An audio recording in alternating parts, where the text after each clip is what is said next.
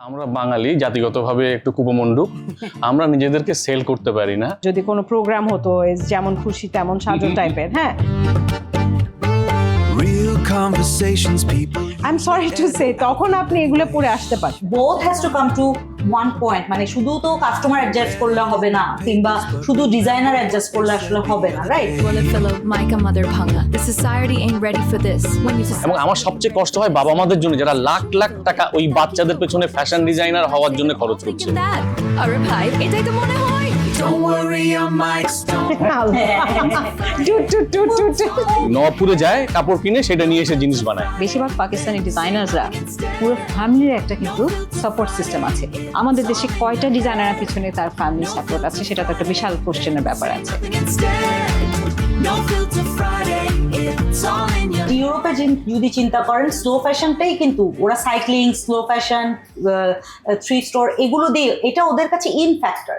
হ্যাঁ, ওরা এই জিনিসগুলোকে ইভেন নিউজিল্যান্ডেও কিন্তু টিকটক করছে যারা, আমাদের নতুন জেনারেশন, সোশ্যাল মিডিয়া বা সোশ্যাল ইনফ্লুয়েন্সার যারা, এটাকে আসলে আমাদেরই ফেলিয়ার যে আমরা তাদের কাছে আমাদের এই জিনিসগুলোকে আসলে অ্যাট্রাকটিভ করতে পারি নাই বা সহজলভ্য করতে পারিনি, বা মানে এই জিনিসগুলো নিয়ে যে ওরা কথা বলছে না, সেটা আপনি কি মনে করেন? আচ্ছা, এখানে অনেকগুলো ফ্যাক্টর কাজ করে। প্রথম হচ্ছে যে আমরা বাঙালি জাতিগতভাবে একটু কুপমণ্ডুক। আমরা নিজেদেরকে সেল করতে পারি না। এই যে আপনি টিকটকারদের কথা বললেন, ওদের কাছে পৌঁছচ্ছে না কারণ ওরাও ইনডেপথ ভাবছে না, আর ওদেরকে আমরা ভাবাতে পারছি না। তাহলে একদম মানে আমি যদি একদম মানে রুটে আসি, তাহলে ওই শিক্ষা এবং শিক্ষা এর কোনো বিকল্প নেই। আজাদ চৌধুরী ছিলেন হচ্ছে ভিসি ঢাকা ইউনিভার্সিটি। ওনাকে আমি জিজ্ঞেস করেছিলাম, স্যার পাবলিক ইউনিভার্সিটিতে তো এগুলো রাখা উচিত, আপনারা কি কিছু ভাবছেন? উনি আমাকে তখন বলেছেন, এগুলো নিয়ে আমরা চিন্তাই করছি না। তো আমাদের এই যে দূরদর্শিতার অভাব, এই যে ক্রিয়েটিভ ইন্ডাস্ট্রি যে আমরা বলছি, এবং আমি থ্যাঙ্কস টু দিস গভর্নমেন্ট যে এবার ক্রিয়েটিভ ইন্ডাস্ট্রির জন্য আলাদা বাজেট করা হয়েছে 500 কোটি টাকা। This for the first time in our history. তখন বিওএফটি যখন অনার্স এবং মাস্টার্স শুরু করে, তখন নিফটে মানে ইন্ডিয়ার যে ফ্যাশন ইনস্টিটিউট, সেইখানে কিন্তু তখন ডিপ্লোমা পড়ানো হতো।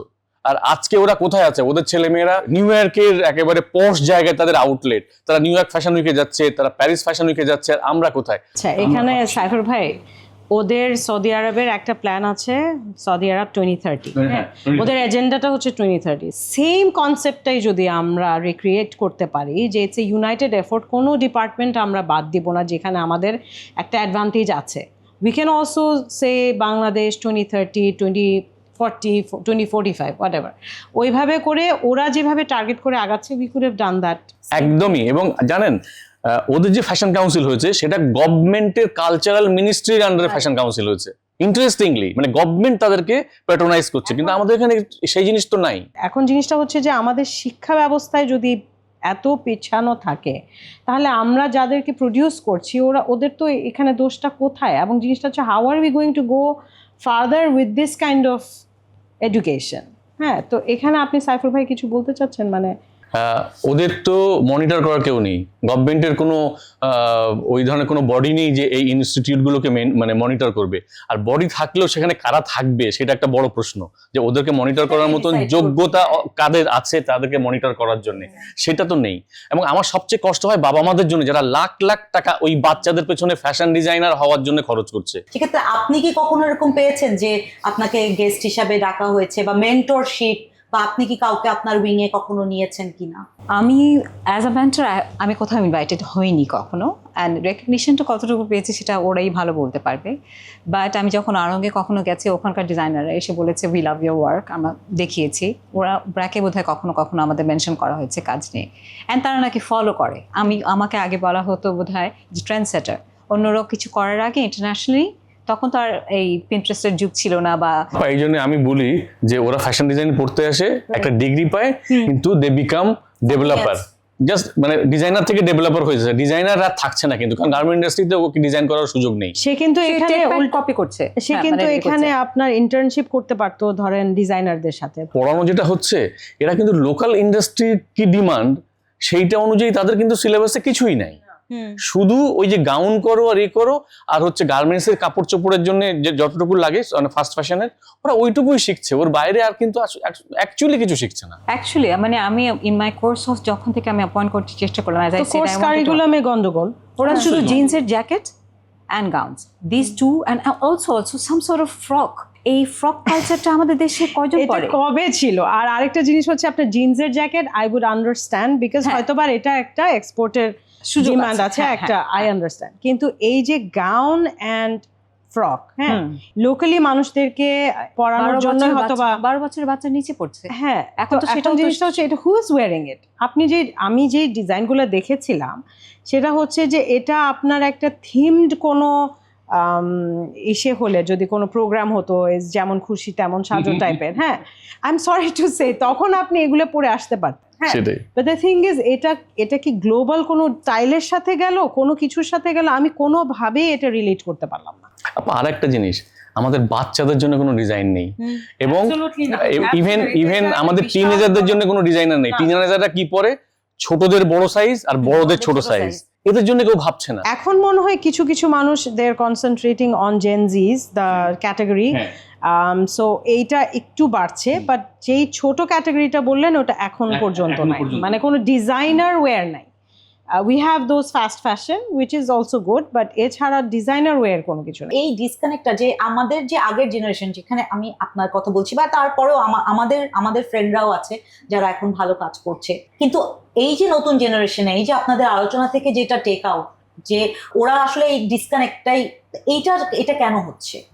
আসলে কারোর সাথে কারোর যোগাযোগ নেই, কারোর সাথে নেই, না ইনস্টিটিউট, না ইন্ডাস্ট্রি, networking-টাই নেই। না ব্র্যান্ড, মানে সবাই যেন একটা আলাদা আলাদা দ্বীপ এবং নিজের মতো করে নিজেরা চলছে। I am definitely one of the pioneers. It's 36 years running, mashallah.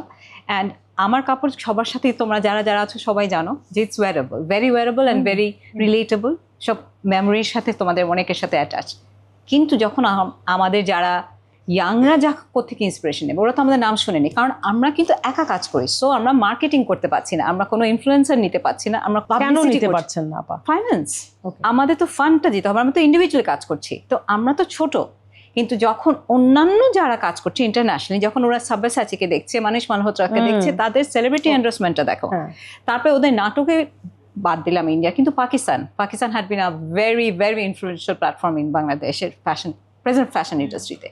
তাদের নাটকে হোক, সেই জায়গা হোক, ওরা কিন্তু একটা কমন ল্যাঙ্গুয়েজ বের করেছে। এক্স্যাক্টলি, ওদের this is what textile, I was trying to say. হ্যাঁ। There has to be a common language. হ্যাঁ, এবং ওদের টেক্সটাইলটা জানে যে ওদের কটনটা আছে, দ্যাট ইজ পাওয়ারফুল। তাদের দেশে গরম, তাদের দেশের রিলিজিয়াস অ্যাসপেক্টটা ভীষণ মানে একটা শক্তিশালী একটা জায়গা। ওরা ওই অ্যাঙ্গেলে সবাই ডিজাইনারদের সাথে কানেক্ট করে এটা একটা কোলাবোরেশন করেছে।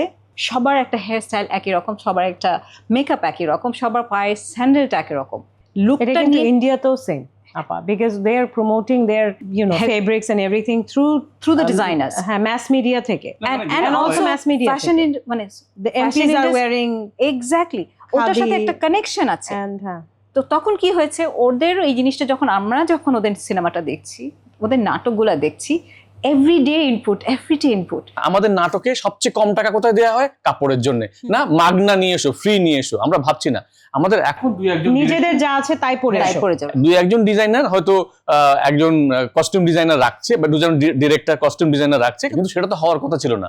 একটা সিনেমা যখন তৈরি হবে তখন কিন্তু সমস্ত কিছুর সাথে তার কস্টিউমটা যে কত ইম্পর্টেন্ট সেটা ভেবে, স্ক্রিপ্টের সাথে কস্টিউমের সাথে ওটা ম্যাচ করে, Costume is a বিশাল বড় factor. বিশাল কস্টিউমটা একটা ক্যারেক্টারের জন্য কত ইম্পর্টেন্ট, যে আপনি যে কোনো গ্লোবাল অ্যাওয়ার্ড সেরেমনিতে যান না, অস্কার থেকে শুরু করে এমি, সেখানে আলাদা সেকশন আছে ফর কস্টিউম ডিজাইনিং। হ্যাঁ, মডার্ন ফ্যাশন উইকে গেছি, বাচ্চাদের সাথে আমি কাজ দেখেছি। আই ফিল ইন্সপায়ার্ড, যারা সত্যি ভালো কাজ করেছে, হ্যাঁ, যারা অ্যাকচুয়ালি তাদের কাজটা ভালো। কিন্তু যখন অন্যান্য যারা কাজ করেছে just to show their creativity is a different aspect. ক্রিয়েটিভিটির সাথে কিন্তু মার্কেট কানেকশন যদি না থাকে, তখন ওটা কিন্তু একটা বিজনেসে টার্ন করে না।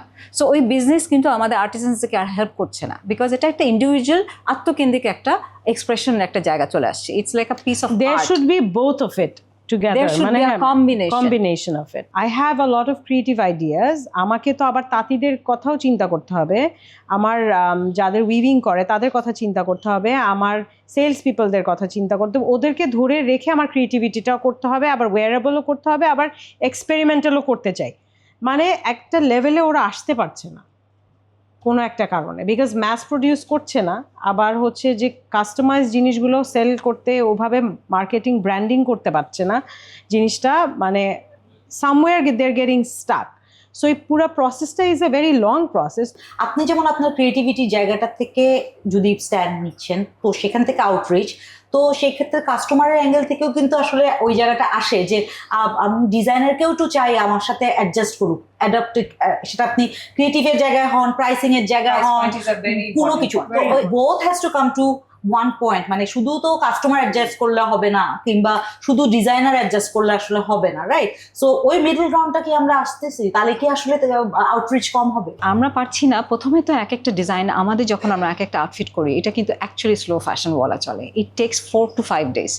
পাকিস্তানি ব্র্যান্ডগুলো ওই একই প্রিন্টটা ওরা ডিজিটাল প্রিন্টে একদিনে হয়তো বা মিনিমাম 20টা থেকে 30টা বানাচ্ছে, মিনিমাম। আমি ঠিক জানি না নাম্বারস, বিকজ আমি কোনো রকম এরকম কম্পিউটারাইজ মেশিনের সাথে কাজ করি ওদের না। ওই ক্যাপাসিটিটা Output টা চলে অনেক আসে। বেশি। আমাদের পিছনে কোন ডিজাইনারকে কোন ইন্ডাস্ট্রি এন্ডোর্স করছে। তো আমরা যখন ইন্ডিভিজুয়ালি একটা কাপড় কিনে 800 টাকা গজ করে, একটা সুপার সিল্কের এখন একটা মাসলিনের দাম 480 টাকা, একটা ডাই করাও 100 টাকা। সে এক একটা লেয়ার্স অ্যান্ড লেয়ার্স আমাদের 10 দিন 12 দিনের কাপড়ের পরে কাজ হয়ে যাওয়ার পরে আমি কি করে আমার ফ্যাক্টরি ওয়ার্কারদেরকে চালাবো? আমাকে এই কথাটা বলো যখন সবাই বলে যে ডিজাইনার, বাংলাদেশি ডিজাইনার খুব এক্সপেন্সিভ। এটা None of them. শখের বসে করা Shock, অনেকের। it's a hobby. It's None a of them hobby, even and have a then- professional being sponsored by others. আমাদেরকে কেউ ট্যাক্স ফ্রি করে দিয়েছে, কোনো ভ্যাট ফ্রি করে দিয়েছে। জায়গা, কমার্শিয়াল জায়গার এক একটা জায়গার তো স্বর্ণের হীরার থেকে দাম বেশি। বাংলাদেশের একটা জায়গার কমার্শিয়াল দাম হীরার প্ল্যাটফর্ম থেকেও বেশি। এক একটা পার স্কোয়ার ফিট কত ভাড়া নিচ্ছে, কে দিচ্ছে? ডাউন পেমেন্ট করতে যাও কোনো জায়গায় গিয়ে, আমরা যদি একটা জায়গা নিতে চাই প্রথমেই বলবে 20 লাখ টাকা নামান। একটা মানুষ, আমাদের একটা ফ্যাশন ইন্ডাস্ট্রি, কাপড়ও কিনছি, কি এমন বিক্রি হচ্ছে যে আমি হচ্ছে 20 যে- লাখ টাকা ডাউন তো পেমেন্ট আমি দিয়ে প্রাইসটা লাভ কোথায় করতে কমাবো? পারবো? আমাকে একটু তোমরা একটু গাইড করবো, এখন আপনি একটু বলেন। না, আমি ওই জায়গাতেই আসছিলাম যে এই যে আপনারা তো ওল্ড স্কুল, ঠিক আছে, আপনারা যেই সময় শুরু করেছেন তখন এত ভেজাল এত কিছু, কিন্তু আসলে তখন চ্যালেঞ্জটা ডিফারেন্ট ছিল। সো এই যে আপনাদের যে যখন ইয়েটা দেখে, স্ট্রাগলটা দেখছে বা আপনাদেরকে দেখছে যে আচ্ছা 36 বছর ধরে আপনি কাজ করছেন, পায়োনিয়ার, কিন্তু স্টোর বা ইয়ে এখন 10টা নাই বলছি, তো তখন আসলে নতুন ডিজাইনাররাও কি আসলে খুব বেশি উদ্বুদ্ধ হবে? তখন কিন্তু আসলে এই যে নাচসাপু যে স্ট্র্যাটেজিতে গেছে যে আমরা আসলে মিক্সড অ্যান্ড ম্যাচ করবো, does that make more sense? সেটাই আমি বলছি। না, আমি বলি আমাদের এই জায়গাটা খুব কমপ্লিকেটেড। প্রথমত হচ্ছে যে ব্যাকওয়ার্ড সাপোর্ট যেটাকে বলি, মানে আমাদের যে র মেটেরিয়াল বা অন্যান্য জিনিস সেইগুলো ম্যাক্সিমাম ইম্পোর্টেড। মানে নবাবপুরে যায় কাপড় কিনে সেটা নিয়ে এসে জিনিস বানায়। বাংলাদেশের ফ্যাক্টরিতে তৈরি মানে হ্যান্ডলুম ফ্যাব্রিক নিয়ে কতজন কাজ করে আপনি আমাকে বলেন? করে না তো। এবং তারা কি কোনো ফ্যাব্রিক ডেভেলপ করে? বাট এটা বাস্তবতা। 36 বছর মানে মোর দেন 30 ইয়ার্স আমি লেখালেখি করছি এটা নিয়ে, আমি ইচ অ্যান্ড এভরিথিং জানি। তো আমি কেন এগুলো বলি? এবং আপনি যেটা বললেন যে পাকিস্তানি জিনিস বা অন্য জিনিস কেন কিনে ভ্যালু ফর মানি। আমি ওটাই বলা একদমই। তার কারণ আমি দেশপ্রেম কত দেখাবো? আজকের ফ্যাশন ইন্ডাস্ট্রি গুলো বললাম যে আজকে কাস্টমার খালি অ্যাডজাস্ট করলে তো হবে না, আসলে। আজকে ফ্যাশন ইন্ডাস্ট্রি দাঁড়ায় আছে হচ্ছে মিডিয়ার কারণে। মিডিয়া আজকে ওদেরকে কোথায় নিয়ে গেছে, কিন্তু তারা কি করছে ইন রিটার্ন? সেই একই ডিজাইন আজকে 30 বছর ধরে আমি একই ডিজাইন দেখছি, তাহলে তারা এগুলো কেন বলবে? মানুষ ওই জন্যই কেনে। আর আরো একটা জিনিস হচ্ছে যে আমাদের ধরেন যেসব ইন্ডাস্ট্রি গুলো আছে, সে আমি যদি না আমি বলি প্রাইড, হ্যাঁ, বা প্রাইডের মতন আজ যারা আছে, প্রিন্সের কাজ বললেন, right, টেক্সটাইল, হ্যাঁ। এখন textile। গুল আহমেদ, সানা সাফিনাজের ডিজাইন নিচ্ছে বা অন্য কারো ডিজাইনার জুনায়েদ জামশেদের ডিজাইন নিচ্ছে, নিয়ে তারা ম্যাস প্রোডাকশন করছে। কেন আমাদের যেসব এই ধরনের হাউস ইন্ডাস্ট্রি গুলো তারা কেন নিচ্ছে না? কিন্তু তারা নিজেরা সবাই একটা রিটেল বা এরকম কিছু খুলছে।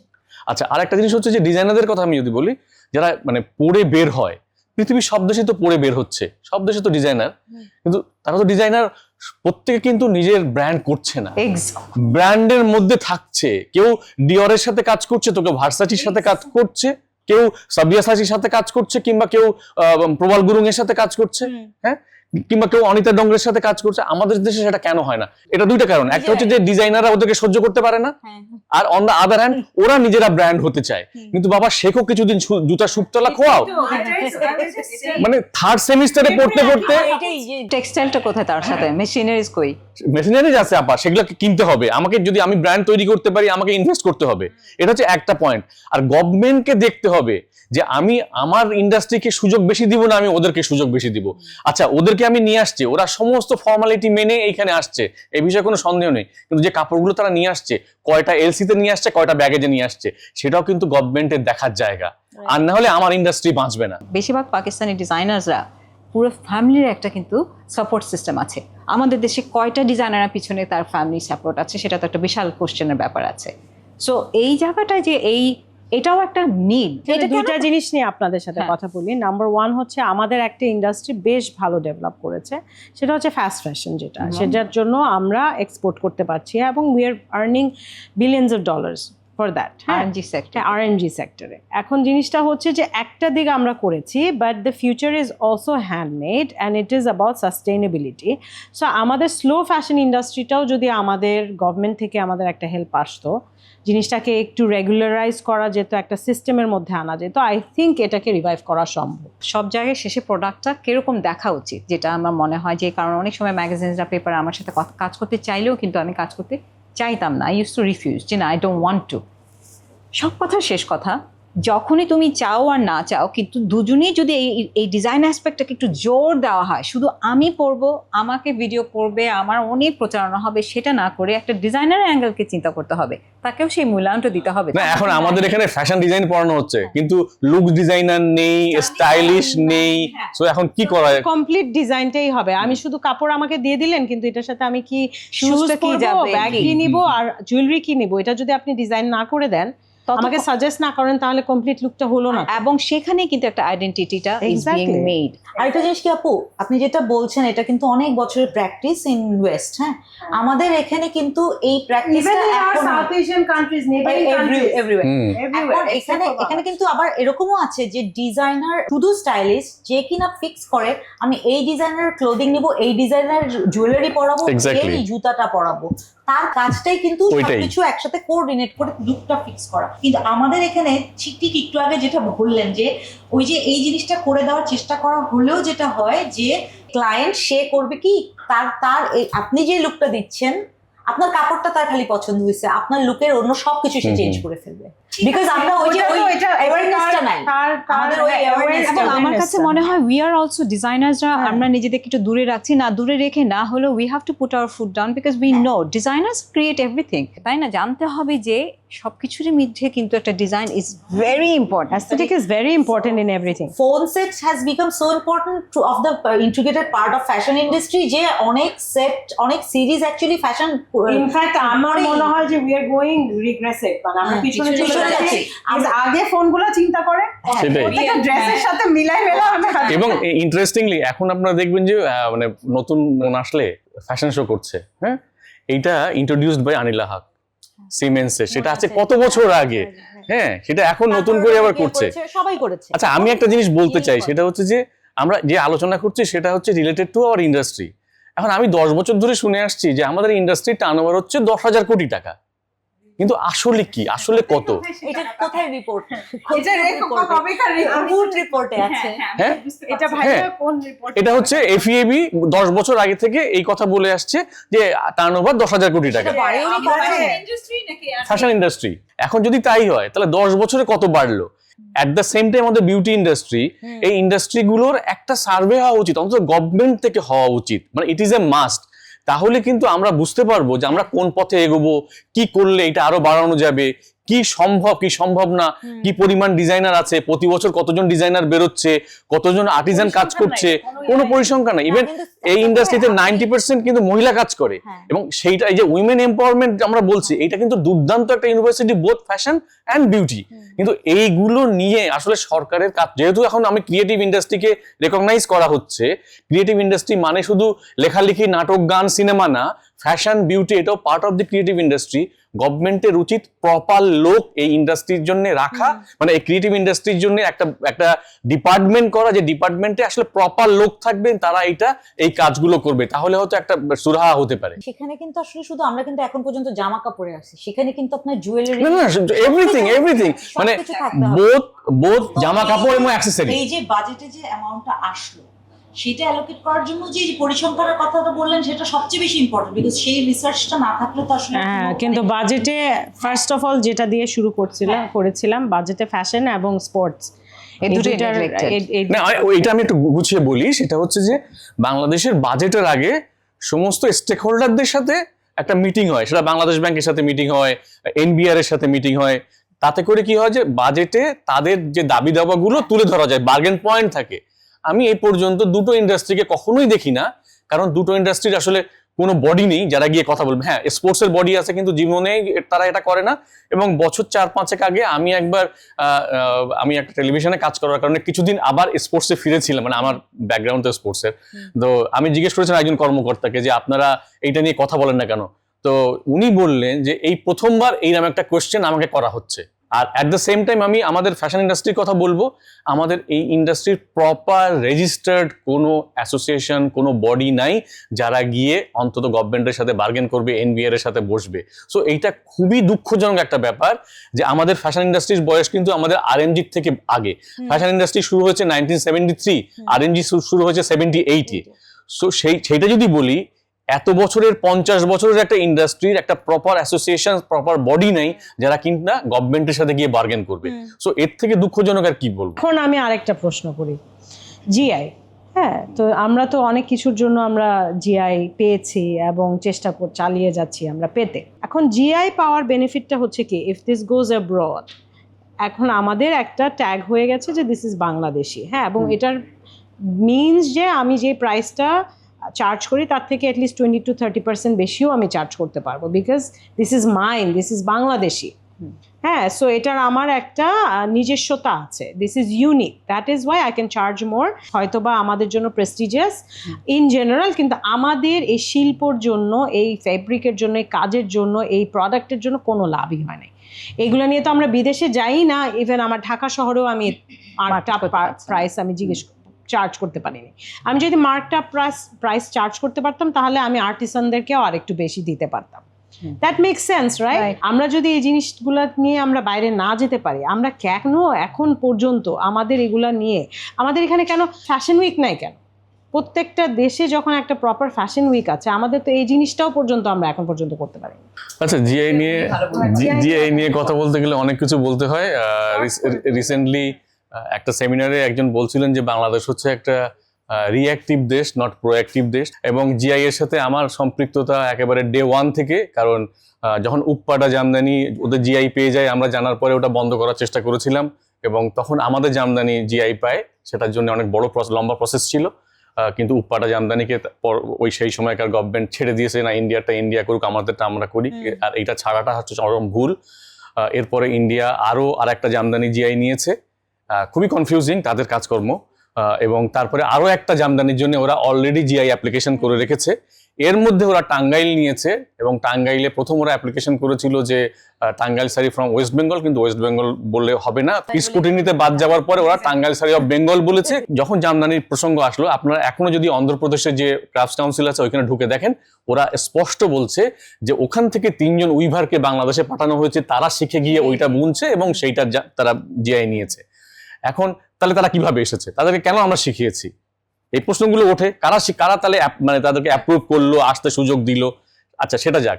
জামদানি যখন আমরা জিআই এর জন্য অ্যাপ্লিকেশন করি, national crafts council of Bangladesh এটা পুরোপুরি যুক্ত ছিল, আমি সেটার সাথে ছিলাম। মানে আমি যেহেতু ন্যাশনাল ক্রাফটস কাউন্সিল অফ বাংলাদেশের একজন মেম্বার বা এক্সিকিউটিভ কমিটির মেম্বার ছিলাম, তখন আমরা একটা রিসার্চ করেছিলাম সিপিডির সাথে এবং ব্র্যাকের ফিনান্সে। তখন বলা হয়েছিল যে একটা ডিপার্টমেন্ট করা উচিত জিআই এর জন্য। আজ পর্যন্ত জিআই এর জন্য কোনো আলাদা ডিপার্টমেন্ট হয়নি। ডিপিডিটির আন্ডারে একটা বডি, সেখানে তারা জিআই এর দেয়, কিন্তু জিআই এর অনেক লোকবল দরকার, একটা রিসার্চ সেল দরকার। হ্যাঁ, রিসেন্টলি কি হয়েছে, জিআই এর জন্য একটা লোগো করা হয়েছে, সেই লোগো দিয়ে এখন জিআই কে করা যাবে যে এটা জিআই প্রোডাক্ট। সেই জামদানি ছাড়া আজ পর্যন্ত কোনো জার্নাল ইংরেজিতে হয় না। তাহলে পৃথিবীর লোক কিভাবে বুঝবে যে কোনটা কি জিনিস? আর প্রত্যেকটা জার্নালে ভুল আছে। আমি যেহেতু টেক্সটাইল নিয়ে কাজ করি, আমি টেক্সটাইল গুলো বলতে পারবো, মণিপুরিতে কি ভুল আছে, টাঙ্গাইলে কি ভুল আছে, এইগুলো আমি বলতে পারবো। কিন্তু ওনারা যখন এই জার্নালগুলো তৈরি করে, ওনারা যারা এগুলো নিয়ে কাজ করে ওনারা তাদের সাথে বসেন না, ওনারা তাদের পছন্দ মতো কিছু মানুষের সাথে বসেন, তারা আমাদেরকে জিজ্ঞেস করে যে এইটা হবে কিনা, এইটা হবে কিনা। কিন্তু আলটিমেটলি যখন জার্নালটা হয়, তখন জার্নালে সেই ভুলগুলো থেকে যায়। ইংলিশে যেটা করা, ধরেন জামদানিটা করা, হ্যাঁ, এবং এটা ওয়ার্ল্ড ওয়াইড নোন, তা আমরা কি করতে পেরেছি জিআইটা আনার পর? আমরা কিছু করতে পারিনি। আমার কাছে মনে হয় যে ইন্ডিয়া পেয়ে যাওয়াতে একটু নড়ে চড়ে বসলাম আমরা, না হলে হয়তো ওই উদ্যোগটাও হইতো না। শুনেন, আমি এখানে একটা, যেহেতু ইন্ডিয়ার প্রসঙ্গ আনলেন, আমি একটা জিনিস বলি। রিসেন্টলি আমি একটা লেখা লিখেছি প্রথম আলোতে, সেটা হচ্ছে যে ইন্ডিয়ার একটা পত্রিকা লিখছে যে জামদানি আবার ফিরে এলো, কাম ব্যাক। এবং ওরা যেটা করছে, মানে শেয়ার্ড লেগাসির নামে অনেক কিছুই সব তাদের, যেহেতু আনডিভাইডেড বেঙ্গল ছিল অতএব সবকিছু তাদের সম্পত্তি, অতএব এটাও তাদের সম্পত্তি। তো জামদানি তো ফেরেনি, 170 বছর আমরা কষ্ট করে টিকিয়ে রেখেছি। সেই আমাদের উইভার বলি, আমাদের কনজিউমার বলি, আমাদের পেট্রোনাইজাররা বলি, এরা তো টিকিয়ে রেখেছে।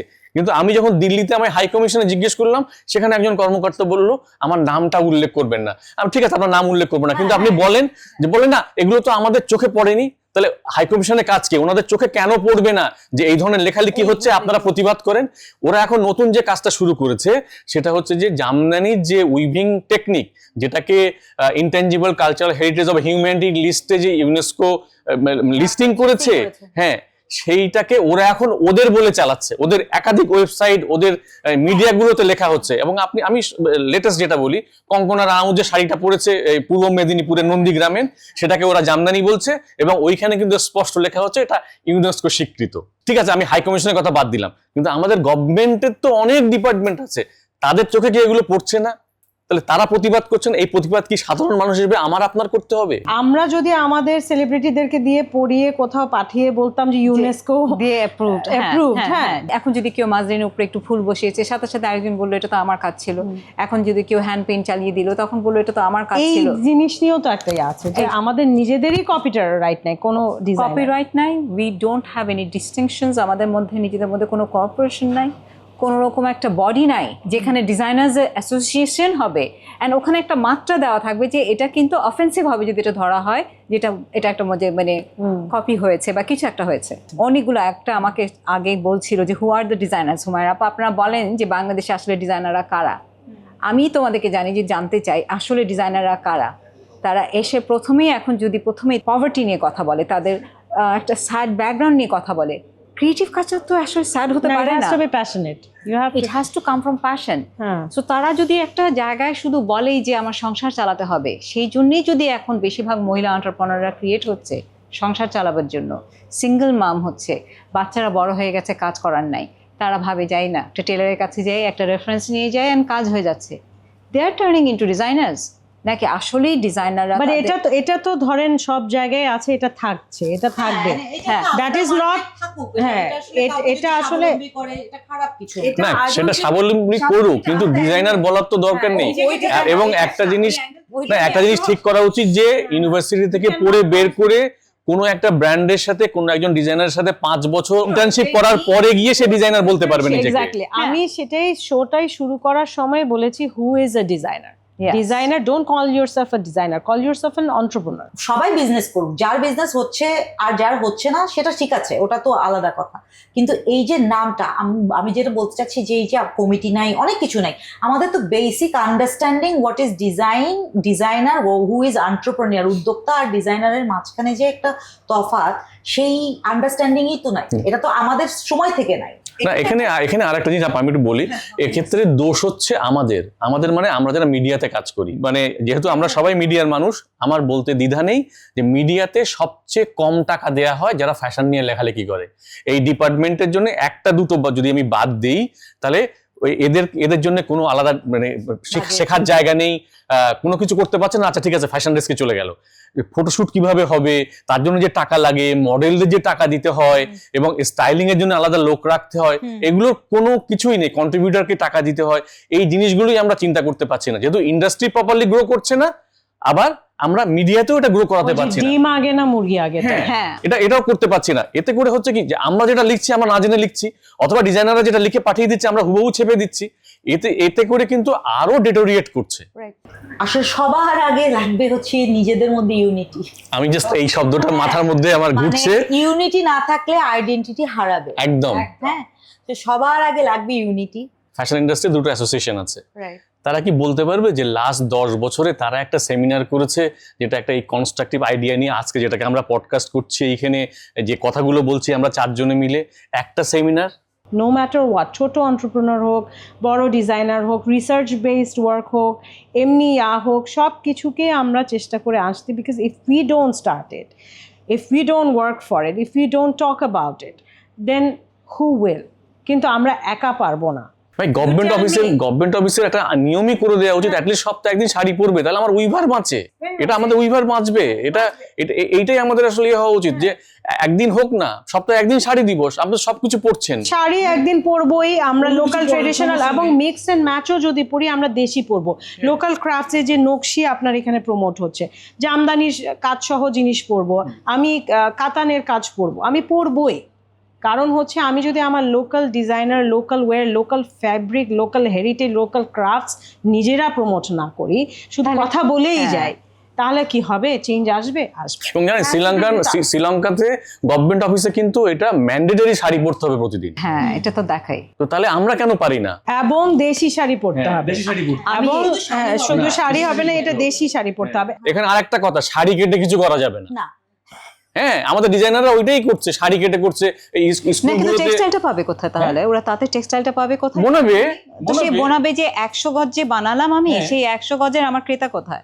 না ক্রেতা আছে আপা, এইটা একটা খুব ইন্টারেস্টিং আমি জিনিস। একটা জায়গায় বারবার বলছি আমাদের ইনভেস্টমেন্ট নাই, কিন্তু আমাদের বুটিকটা আসছে, বুটিক শিল্প বা ডিজাইনার শিল্প আসছে কিন্তু from a point of need, not from a passion, not to give an identity to the Bangladeshi generation. একটা লাস্ট উদাহরণ দিই, যে সঞ্জয় বলে যে ছেলেটা ওয়ার্ল্ড কাপে গান গাওয়ার সময় ও যে বাংলাদেশকে দেখালো, তো এই এখন তো পৃথিবী দেখছে যে দিস ইজ বাংলাদেশ, এইটাকে আমরা কেন এনক্যাশ করতে পারবো না? এবং আমাদের একটা সুযোগ তৈরি হলো যে ক্রিয়েটিভ ইন্ডাস্ট্রিতে একটা বাজেট ধরা হলো প্রথমবারের মতো, এখন এইটা নিয়ে আসলে কাজ করা উচিত। এবং ক্রিয়েটিভ ইন্ডাস্ট্রি বলতে কি, এইটার একটা সার্ভে দরকার, এবং হ্যাঁ, এবং সম্মিলিত এফোর্টের পাশাপাশি যে ইন্ডাস্ট্রিগুলোকে ক্রিয়েটিভ ইকোনমি বলছি, মানে ইকোনমির আন্ডারে আমি নিয়ে আসতে চাই, প্রত্যেকটারই সার্ভে করে একটা ব্লু প্রিন্ট তৈরি করা উচিত, যে মানে ভবিষ্যৎ পরিকল্পনা আমরা কি করতে পারি, কি হতে পারে, সেটাই হওয়া উচিত। বললো যে মন খারাপ না করে, না, একদমই না। ভালো জিনিসটা বাজেটটা এক্স্যাক্টলি, এটা খুবই পজিটিভ একটা দিক।